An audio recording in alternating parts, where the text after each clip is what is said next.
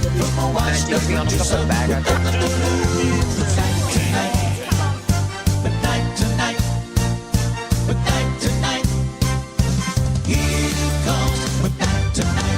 Welcome to McKnight Tonight. Now, here's Rob McKnight. Hello, good evening and welcome to McKnight Tonight. It is Thursday the 9th of October and it is Tipsy Thursday, so I hope you've got your drink. And for all those that don't drink, I hope you've got your lemonade. Maybe just had a bit of vodka. Oh, don't. I'm not allowed to do that, am I? I can't push irresponsible drinking. Man is giving me the big no. And maybe tonight's game, Amanda, can be that every time I laugh at my own joke, they can take a drink. Oh, that's a drink. That's a drink. You're all going to be on the floor before we get through the first segment. And what a day. Thursday, the 9th of October, the day that Donald Trump appears to have brought peace between Israel and Palestine. I mean, it's a red letter day. I'm genuinely in shock, but good on him. I think there's about 48 hostages still to be freed, and it sounds as though they'll come out on Monday, which may be Tuesday our time. Anyway, we'll see what happens. There's a lot to follow through on that. We might have to go to Gaza for our random live shot of the day, maybe. That might be the way to go. And don't forget, you can catch all the episodes of McKnight Tonight at our YouTube page, youtube.com/@McKnightTonight. You'll get Rob's rant, our hot topics. You can just look at the interviews or you can watch the full shows. Don't forget that when you subscribe to hit the bell, and that will notify you when things are happening. And if you become a member, you'll get Media McKnight early. You'll also get some special live streams from time to time where I just jump in the studio. I fire up the studio. I feel like, you know what I feel like, Amanda? And I'm turning your mic on to talk to this. I feel... Did you just roll your eyes at me? I'm not used to this mic. They liked the mic, but what I feel like, this is my bat cave. I feel like Bruce Wayne. And then I come in here and I'm Batman. I'm Batman. No? Right, Too no. far? And, you know, Bruce Wayne is there looking at all his monitors and, as Batman, and I look at all my monitors and fire up the studio and just do broadcasts. No. The same thing? Similar. I do bring justice to the world. One editorial at a time. One at a time. All right, I'm turning you off. All right, so anyway, the upshot is go to YouTube and subscribe. Let's have a look at what's coming up on tonight's edition of McKnight Tonight. We'll start with one of Australia's most harrowing consular cases, the final appeal and possible execution of Karm Gilespie in China. Does comedy belong in Saudi Festival of Soft Power, or is it propaganda in disguise? Big comedians are going over there and they are being criticised. I'll get into my Rob's rant because a new survey suggests some Aussies now believe retail theft is justified. And later, an interview about those Neighbours props turning up in op shops. Now, you might think this is good for collectors, but it's actually bad news because those props had been raising funds for out-of-work actors. All that and plenty more in this edition of McKnight Tonight. All right, let's get into our hot topics. There's been a chilling new development in one of Australia's most haunting consular cases. Former actor Karm Gilespie, once seen on Aussie dramas like Blue Heelers, is now facing immediate execution in China if his last appeal fails. Gilespie was arrested in 2013 after Chinese officials found 7.5 kilograms of methamphetamine hidden in his luggage. He was later sentenced to death, but that sentence has been in legal limbo for more than 5 years. Now a Chinese court has ruled that if his appeal is rejected, the execution will proceed immediately, either by lethal injection or firing squad. The Department of Foreign Affairs says Australian officials maintain regular consular contact, but their options are limited under Chinese law. You know what's interesting? For those who go as far back as the Ben Rob and Robbo show, I actually spoke about this, or we spoke about this in the Ben Rob and Robbo show. Now, Karm is claiming he is innocent and that the drugs were planted. The problem is everyone claims that. So I don't know if he's guilty or not. The thing we have to face, though, and I said this back when we talked about this on the Ben Rob and Robbo show, so I guess that was, 2020? That basically when you go to another country, you have to abide by their rules. And if you do take the risk of smuggling drugs, then you will face the death penalty. There are states in America where you can face the death penalty. And as an Aussie traveller, you have to be very careful. Again, this gentleman is saying, and his friends are saying, that he didn't do this, he wasn't into alcohol and drugs, although that's got nothing to do with it if you're trying to make money by moving them across the border. But the problem is there's not much our government can do. And nor should they. They should be there to support, but they can't get you out of jail free. And this might, to you, contradict what I've said about what DFAT did and didn't do regarding the Australians who were part of that flotilla in heading towards Gaza. My big concern is that they were essentially arrested and kidnapped in international waters, and I don't believe Israel had the right to do that, but they did it. Here, he has gone into the country. The rules changed there, and, you know, if he didn't do it, it's horrific, and what he's gone through. And as I say, I don't know, but he has been found guilty. And when you run the risk in China, you are risking your life. It's a sad case. I don't believe in the death penalty. I believe in castration for pedophiles. But I'm not a fan of the death penalty. But this is where we are. And this will be a story that, especially in the next few weeks, I'm not sure how long the appeal will take, but it's going to make a lot of news here in this country because it's a horrific thought when an Australian faces this kind of law and faces this kind of death sentence, literally a death sentence. The rule, the law, the lesson here is do not go into other countries with drugs. It's a hard rule, but a rule that could save your life.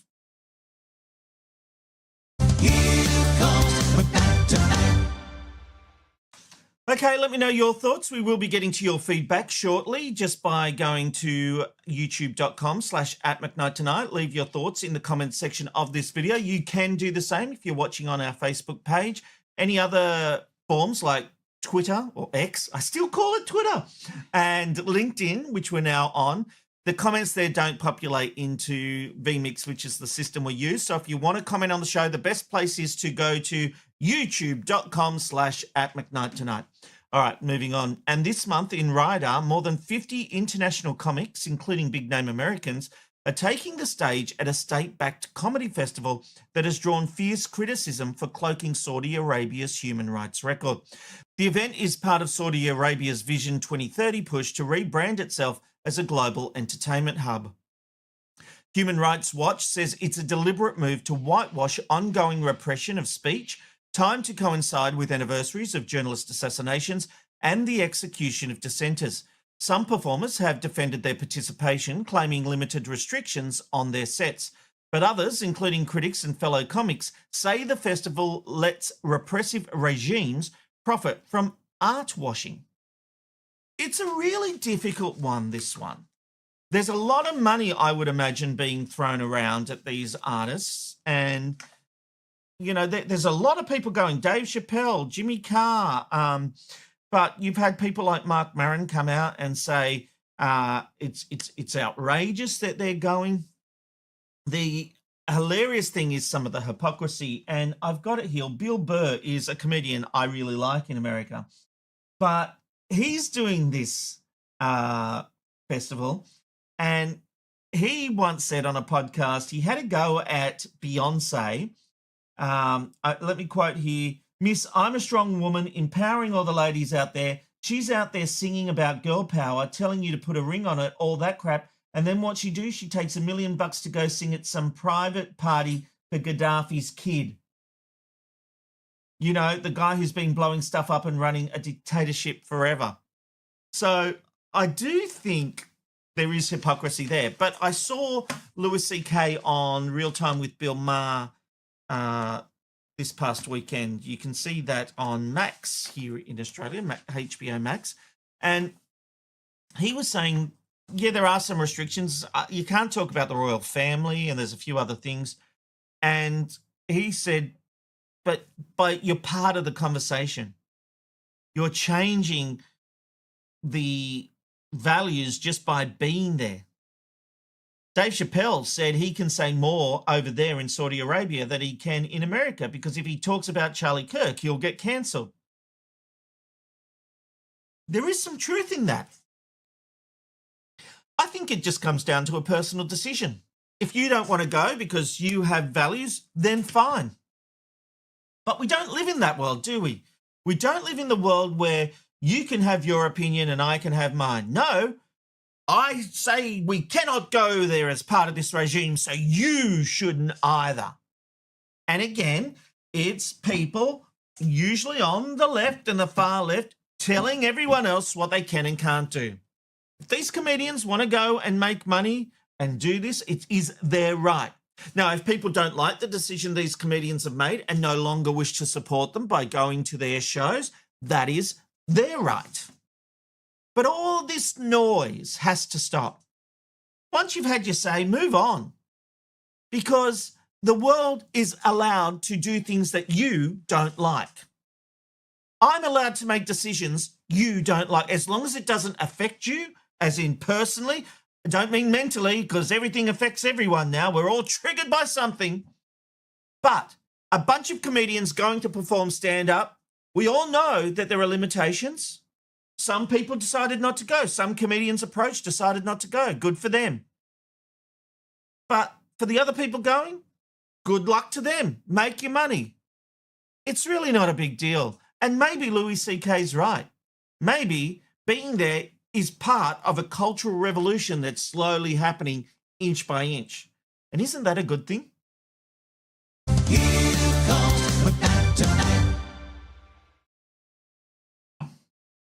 I feel like renting tonight, like renting tonight.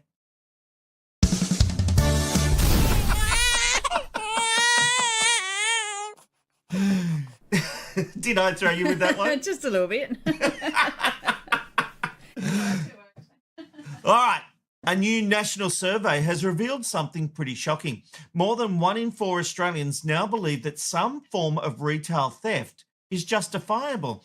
That's right, not just desperate people stealing to survive, but ordinary shoppers who think it's fine to skip a scan at the self-checkout, swap price tags, or walk out with something small because the store won't miss it.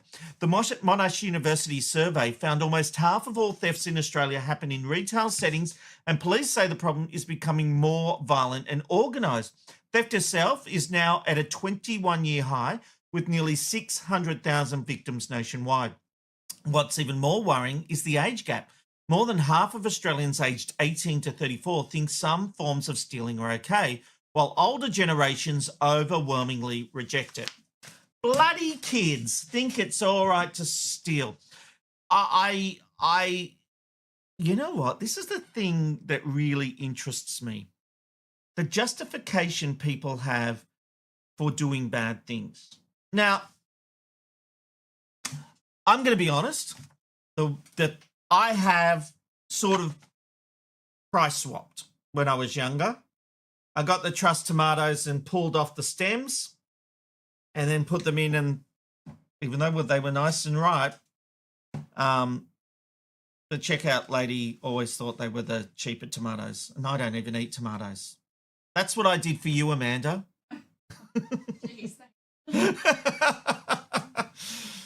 But I regret that. That still lives with me to this day. And I don't understand the people who go, oh, well, they won't miss it. Yes, they do. It forces all the prices up. And it's like people who will go and do some charity work, but then are real assholes to their co-workers or people. But in their heads, they think they're good people. You're not good people. You're not good people. You know, I think the way we treat people is overall is a real reflection. It's not just doing 1 or 2 good deeds. And we all make mistakes, and we all have to, for a better word, atone for those. But I find this really disturbing that people just go, yeah, it's okay to steal. Now, we are in a cost of living crisis. And I get that there might be people pushed to the edge, but I think ultimately you have to live within your means. And we all have to pull back. Did you just laugh when I said that? Hang on. No. Why did it's you fine, laugh? I think Amanda doesn't think I live within I'd my like to means. see you live within your means. Yes, please. Do as I say, not as I do.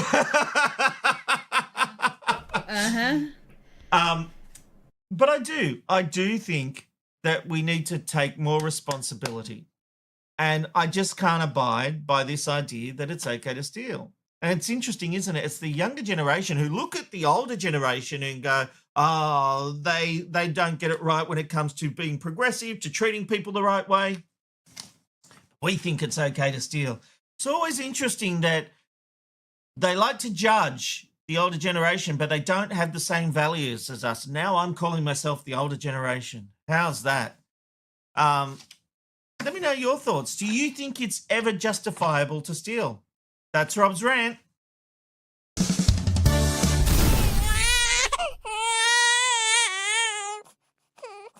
Plenty still to come in this edition of McKnight Tonight as we have a Tipsy Thursday. We'll be talking about those Neighbours props that were just given to secondhand stores, Vinnies and things like that. And we'll actually find out why that happened and why it's such a big deal, because it will actually have financial repercussions for those in need. So stick around for that one. And we will get to your feedback, of course. We may even fit in a back-end quickie. And first, though, it's time for the random live shot of the day. It's the random live shot of the day. Where are you going today? You'll never know where you'll end up with the random live shot of the day. And our random live shot of the day is taking us to Gaza with news of a peace deal brokered by Donald Trump. Look, here's what we know. Trump announced that Israel and Hamas have signed off on the first phase of his Gaza peace plan. This is amazing. That first phase is said to include a hostage prisoner exchange.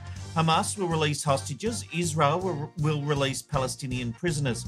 Now, media sources report that Trump says the remaining Israeli hostages are likely to be freed Monday. We found this out when Trump was making a phone call to the families of some hostages and said they'll come out on Monday. However, analysts and news outlets caution that this timeline is contingent on many conditions: logistics, formal approvals, verifications, safety, listing of names, and much more. It is a promising development. Let's hope the deal holds.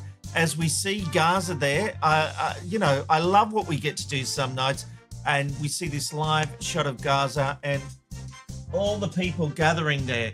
I don't know if they're gathering because they've heard that there's a peace deal on the horizon, but it's funny. Just over here, there is, when the camera pans over to the right, there's a mountain here, and I saw kids playing, and it's been great just seeing people just having to live, and at the moment, no fears of bombs, which is great news. All right, let's take a look at your feedback coming through to McKnight Tonight.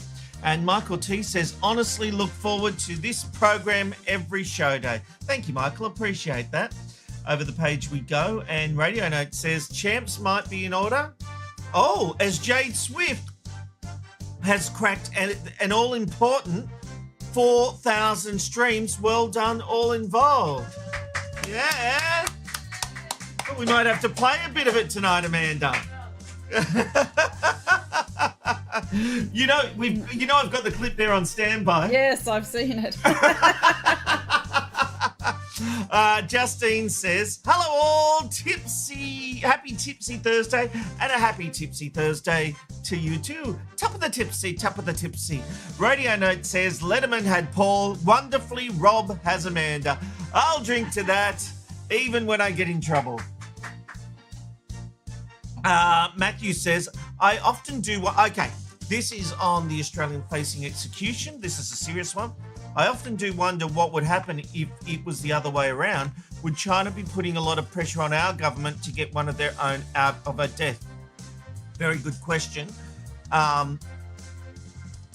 It's That's a very good question. I mean, it's not something we obviously have to contend with not having the death penalty. So I cannot think, and I don't know off the top of my head, any pressure from China when it comes to people in the criminal system, but I'm sure someone might correct me on that.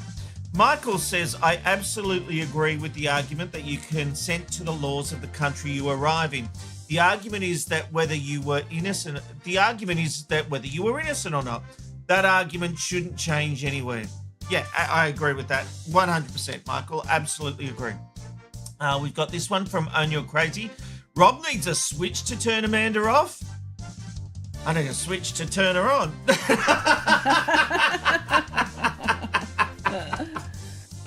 Oh, she laughed. Travis says on the issue of that people want to steal, retail theft is out of control. It absolutely is, Travis. It absolutely is. Over the page we go. And robbed tomatoes, says Gareth D. To my shame, Gareth. To my shame. And how much did I really save? Probably $5 all up, or $10. Who knows?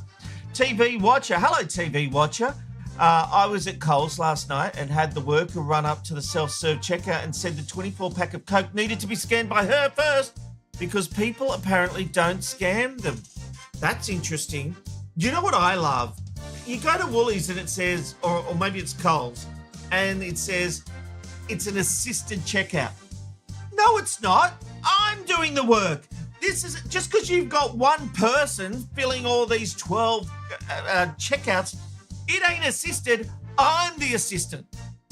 It's this twisting, this scamming marketing. Anyway, Gareth D says, it's a perfect storm, age of the self-checkout and a global cost of living crisis. Many view cheating self-checkouts as a game. Well, that's possibly right. But you know what? It won't save jobs. Anyone that uses that justification that, well, maybe they'll put more people on. They don't. They factor the stealing into their costs and it just jacks up the prices. All right, keep your feedback coming because we will get to more shortly on this edition of McKnight Tonight. And if you are watching through X or LinkedIn tonight, go and have a look at youtube.com/@McKnightTonight. We always love having you there. You can take part in the conversation and we have a real community. There's a whole lot of conversation going on that we don't get to all of it, but I love seeing the conversations that take part in our little community. And I'll fit in a back end quickie tonight. I reckon we can do that. All right, thank you for your feedback. We are watching McKnight Tonight. You are watching, I am on, and you are watching McKnight Tonight. Here comes McKnight Tonight. Okay, fans of the iconic soap Neighbours are up in arms with revelations boxes of props have been sent to second-hand community stores all around Melbourne. Now, it's upset some who say the props should be in a museum and others, like my next guest, who say the props could have been used to raise funds for charities, specifically those helping out-of-work actors. Promoter and producer Maria Grandi has been hosting some big Neighbours events recently where props auctioned off raised $15,000 for the Victorian Actors Benevolent Trust. Maria, welcome to McKnight Tonight. Oh, good evening. How are you, Rob? Good, thank you. What was your first reaction when you heard these props had been dumped at these charity shops? I was a bit shocked, to be quite honest. I was a little bit shocked. I thought that there would have been a little bit of extra time for them to really think clearly about how it was going to be used. But I did speak to some of the Neighbours people, specifically Jason Herbison, the executive producer, and there really wasn't any time. He did explain to me that basically they just didn't have any time to store it or anything like that, basically. So he said that there was a small team tasked with managing the clearance of these items. There wasn't any storage options. They did also give some of the fans an opportunity via their Instagram account to secure some of those items. So some lucky fans got some items anyway, that, you know, school uniforms, bags, stuff like that. So I think that they did the best they could with such limited time. But it poses the question: were they hanging on to it in the hopes that something would happen and the show would get resurrected and it'd get picked up? Maybe that's why they were hanging on to stuff. We don't know.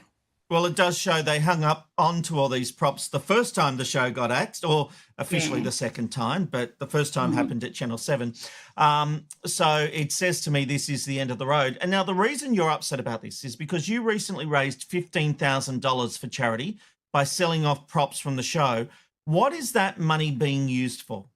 Okay, so basically, when we had the green light given to us to host a Neighbours event, we turned it into a 3-day event, which was absolutely amazing, super successful. We managed to secure some items directly from the production offices of Neighbours.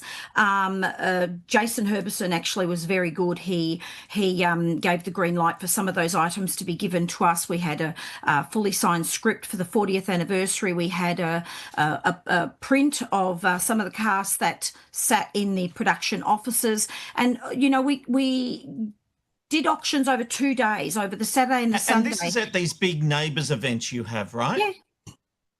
Yeah. So basically, they're events, a TV show reunion. It's more or less a fan event. So it's a meet and greet for all the fans. The fans are all itching to secure some of these items. Some of them we pop them on Facebook just to let the fans know exactly what was going to go under the hammer. So some of them knew exactly what they were going to bid on. Many of the fans travelled all the way from the UK to attend these events. So it's a pretty big production. But, as I said, super successful. The funds that were raised over the course of the 2-day event, the Saturday and the Sunday, because the Friday night was a trivia night, was in total $14,530. And my UK partner and I that run Partners in Crime, Barry and I decided to bring it up to $15,000. So we donated $15,000 to the Victorian Actors Benevolent Trust. And look, the trust is run by volunteers, and they they help everyone in the industry that is down on their luck, basically has had no work for months, years. The industry the volunteers, it's all funded through donations and fundraising events like trivia nights that I've attended. Everything they do is confidential, which is pretty good. Look, the arts is not a lucrative industry here in Australia. So, many are without that support, and they often turn to the Victorian Actors Benevolent Trust, those in Victoria anyway. There's a benevolent trust in each state, can I add to, but the one we work with is the Victorian Actors Benevolent Trust. We donated the money to them, so that'll go to some really needy people in the industry who've been out of work, who possibly need surgery, possibly need help with paying their rent. Maybe I don't know exactly where the funds go to, but it does actually help a lot of them in the industry. Respite care, grocery vouchers, all those sorts of things. Just the basic necessities that we take for granted, and they're just unable to sort of meet those payments. The trust does a lot of work, and it's run by some pretty awesome people. Yeah, I think people might be surprised that actors often live close to the poverty line once their career is over. Yes, some might do very well out of it, but there can be very high highs and there can be very low lows. And then you see stories on news websites about such and such is driving an Uber because they need to survive. I think people don't realise this. Yeah, it's exactly. And, look, these things happen. And I think that the small part that we play in our events can do some good. And if we can direct some much needed funds to the Victorian Actors Benevolent Trust, then that's pretty awesome. We've done it before in the past, but we've never actually managed to get 15,000. So as you can imagine, the Neighbours memorabilia would fetch a pretty penny. And had we have And this is the big issue, right? Yeah. This is the issue, because you had that memorabilia, which helped you get to that 15,000, and now it's all gone. Yeah. And, that was only a few pieces. It was only a few pieces that we managed to get. We also put in some of our own. So we had some framed picture. We got some photos signed by the cast. We popped them in frames. We auctioned them off. There was some general memorabilia like album covers and things like that. And, and it wasn't really that many items. So you can imagine some of these items, how much they would have fetched had we have known a little bit ahead of time. But, I am told by, the people who basically got like 24, 48 hours to clear that out, that there was no time. So they just basically organised trucks and had them sent to the op shops, the one in Forest Hill, there's one in Chapel Street, there's one in Moorabbin, I'm told. But I went to the one in Forest Hill and, put my name on a waiting list like everybody else. So there's a waiting list. Geez, are you planning any more of those events? Yes, so we're looking at a new date for September, October next year. So 2026, we'll be doing another Neighbours event. We've already got, maybe half a dozen of the Neighbours actors who want to attend, which is awesome. It's a great opportunity for them to meet their fans, network, catch up with each other. There's lots of bonuses to the events. We've also got a Legends event up on the Gold Coast in February, and obviously we'll direct some of the auction funds. We'll direct that to the Benevolent Trust in Queensland. We've had events in Sydney before. We've got a prisoner event in Melbourne in February. So obviously that will get directed to the VABT, any auctions. For anyone who's interested in wanting to come to our events and support the actors, support the shows, keep the spirit of the show alive, and direct some much needed funds to the Benevolent Trust, just go to www.partnersincrime.com.au and you can get onto our website and help us and, have a great time at the events, meet the stars, reminisce about the show. It's very nostalgic feeling. The fans love it. I love that. Partners in Crime. That's what we've got to Google. Did you say .com or .com.au? .com.au. Perfect. Maria, thanks. Good luck with those events. Thanks for joining us on McKnight Tonight. Thank you so much, Rob. Here comes McKnight Tonight. Yes. Good on you, Maria. Very interesting, isn't it, to hear what she said. It sounds to me like they got caught out and just really had to get rid of this stuff, and it ended up in these charity shops. But those events, I think Maria does are really, really good. Let's have a look at the feedback coming through before I get into a backhand quickie. Travis says, yeah, the younger generation, this is on shoplifting, may think stealing is okay. But the older generation think it's okay to abuse workers. Approximately 80% of abuse I cop is people older than me.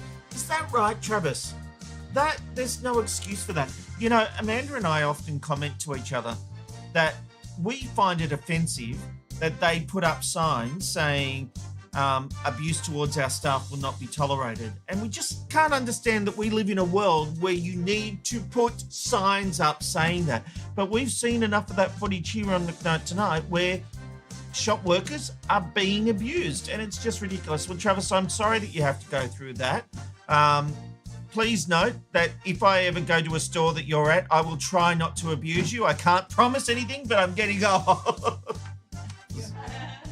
I think Amanda agreed. Michael says, theft is theft. Don't blame systems. Don't blame self-checkouts. Don't blame price increases. Did you pay for it? No, then you are a thief. No excuse. Stop enabling thieves. It enables further theft. Yes, Michael. Yes. I agree with you. And You're Crazy says, how often is Rob streaming his own song? You know what? Not often, but sometimes I do like to play it. Every day. That's not true. I just like it a lot. That's all. But I sort of do like it. Gareth D says, today's random live shot is a reminder that in Gaza, very few women are outside compared to men. They have to wear a full hijab even at the beach. And have you still got that? Hang on, I think I can do it. That's a really interesting point, Gareth D, that I didn't pick up on. And you're right, it does appear to be all men. And I think it's a really interesting point that, look, I think there are issues there, and with some of the religion that's in Palestine, but I guess one step at a time, one step at a time. All right, over the page we go. What else have we got there? Travis says, all 3 of those Neighbours events were amazing. Maria should be applauded. And they were hosted by the fabulous Craig Bennett. Yes, and as far as I know, he'll keep doing those. TV Watcher says, I read that op shops allegedly received legal letters to destroy scripts that were in the bags. I don't think you get to do that.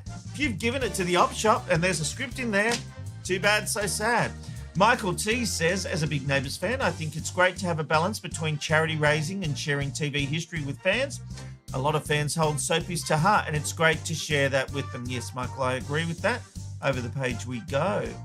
Gareth D says, Neighbours is a big part of life in Melbourne for those in the arts. So sad that they didn't focus making the most of these many mementos. Yes, I agree, Gareth. That's a very, very good point. Own Your Crazy says, I doubt that there is much money in residuals for Australian TV productions. Well, there wasn't. No one ever thought about it. In fact, the only actor in Prisoner was Val Lehman, who got deals on residuals. The others didn't know to ask for it. It wasn't a thing in this country. Certainly not like America. Michael T says, Rob has highlighted how important actor opportunities are in this country. Neighbours has left a huge hole here. We are lucky that Home and Away thrives and continues to employ so many people. Yes, Michael, I agree with that. I agree. Thank you for all your feedback. You know what? Have we got time, Amanda? Okay. Can we do it? Yes. We can have a back-end quickie? Is that what you're telling me? Read between the lines. Wow. Take it. Hang on, everybody. Sit back. Pull up a wine because we're having a back-end quickie. All right. Last night, I'll kill the music. Or maybe I'll put some Barry White on or something. Look, last night I took issue with pranks by social media and content creators who target unsuspecting people. You know I did that. But this prank, well, I like this prank. No, I'm really worried. I put on my girlfriend's underwear this morning. I've still got them on. I like it. I really like it. We're best friends, okay? But I've got to tell you something. Please don't put down the phone. I've been having an affair with your auntie. Look at her I'm sorry. face. Hello? Hello? Mate, congratulations on your sister being pregnant. It's great news. Listen, I've got to tell you something, all right? I'm the father. I'm sorry. Please don't. Hello? I don't know how I'm going to tell him he's my best friend. I kissed his mum. Twice. No, I'm in so much trouble. She thinks I go to the gym 3 times a week. I've really been sleeping with her cousin. I don't know what I'm going to do. Breaking up with you, okay? Please stop crying. I'm moving away with your auntie. Sorry. You need to come quick. I don't know what I've eaten, but I've pooped myself. It's all down my legs and everything. Oh, God. No, I'll tell you what the difference is. That doesn't hurt anybody, right? You're not taking a syringe to them. You're not making them fear. They just think they're overhearing a conversation they shouldn't be hearing. I think that's funny. I think that's all right. So, yeah, I like it brings a genuine smile to my face. Well, as Radio Notes has pointed out, I Don't Wanna has hit 4,000 streams. So, Amanda, I think there's only one thing we can do. We have to play it. Good night, McKnight. From McKnight, we'll see you next week as we stream live around the globe. We'll see you at Monday, 9 p.m. Australian Eastern Daylight Time. Thanks for your company this week. See you then. Let's do it, Amanda. I don't want to think about Oh, that yeah. now. I think about it tomorrow. But when I'm thinking of thinking you. about that, I won't be Don't thinking forget to about search you. Jade Swift on Spotify. Right from the the start, you broke my heart. Love never seemed to bloom. I looked at you, but you wanted her, and I knew our love was done. I don't wanna think about that now. I'll think about it tomorrow. But when I'm thinking about that, I won't be thinking about you. Then came the day she pushed you away. You were sad and all alone. I looked at you and you looked at me. It seemed that we were in the zone. I don't wanna think about that now. I'll think about it tomorrow. But when I'm thinking about that, I won't be thinking about you. Then something changed on that fateful day. You were in bed, but not with me. She had called you up and you went straight back. It's all there on your phone. I don't wanna think about that now. I'll think about it tomorrow. Oh, when I'm thinking about that, I won't be thinking about you. Now you say you made a mistake. It won't be that real bad. I don't know what I'm gonna do. I've never been this mad. I don't wanna think about that now. I'll think about it tomorrow. But when I'm thinking about that, I won't be thinking about you. I don't wanna think about that now. I'll think about it tomorrow. But when I'm thinking about that, I won't be thinking about you. Night tonight, but night tonight, but night tonight. It's good night.